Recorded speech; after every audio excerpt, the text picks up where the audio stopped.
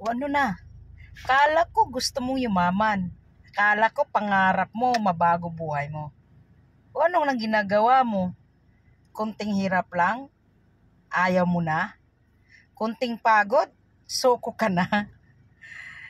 Kunting rejection? Hindi ka lang sinusuportahan? Hindi ka lang pinaniniwalaan? Sasabihin mo na agad, hindi para sa akin to.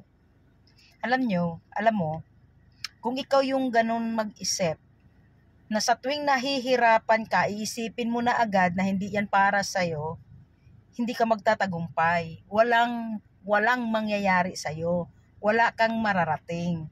At yung ikaw yung tipong tao na sasabihin mo, hindi ko pa right time, aantayin ko ang right time ko, walang right time. Kasi para sa akin, kung gusto mo mabago ang buhay mo, gawin mo na ngayon. Simulan mo ngayon. At dapat, kung ikaw mangarap, yumaman, mangarap ka mabago ang buhay mo, dapat ang i-prepare mo yung sarili mo na mayroon at mayroon kang pagdadaanan. Kasi walang magic. Walang sa isang pitik lang mayaman ka na. Kinabukasan mayaman ka na. Hindi ganon.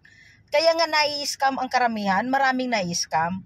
Kasi gusto nila magic ang pagyaman nila. Walang ganon. Ako itok 10 years 10 years bago ko naramdaman yung financially free, yung abundance bago ko naramdaman. Tapos ikaw gusto mo isang linggo mayaman ka na, isang buwan mayaman ka na. Ba't hindi mo kaya tanungin yung mga taong mayayaman? Mostly itok 10 years bago sila yumaman.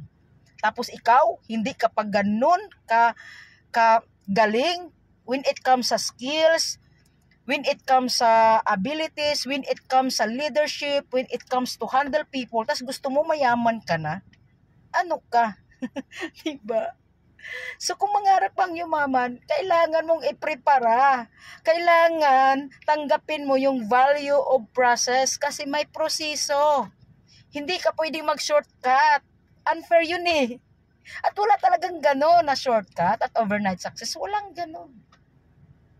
Tanggapin mo, you need to value the process, the time. Kasi doon ka gagaling, doon ka mabuo, doon ka mas lalong papatibayin ng proseso at panahon na pinagdaanan mo. At habang tumatagal, gumagaling ka na at magiging madali na lang sa'yo ang lahat kasi natututo ka na sa dami mong pinagdadaanan at natututo ka doon sa proseso. Kaya ikaw, kung gusto mong yumaman, abay, tibayan mo yung dibdib mo, tibayan mo yung loob mo, at bawal mainipin. Kasi ang pagyaman, hindi painipan, kundi patatagan, patibayan, at pasipagan. Hindi patamaran. Okay?